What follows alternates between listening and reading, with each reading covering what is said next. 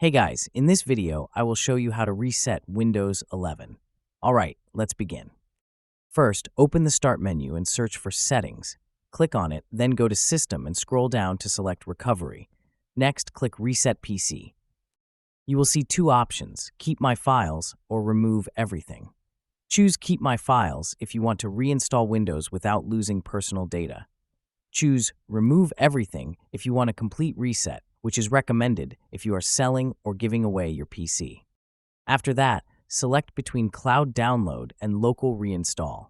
Use Local Reinstall if you have no internet access. Use Cloud Download for the latest version of Windows, which can also fix any issues from your current installation.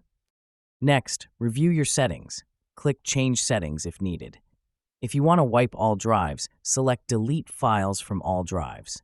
Leaving this option off will only wipe the C drive where Windows is installed. Make sure to back up anything important because everything selected will be permanently deleted. Once your settings are confirmed, click Next.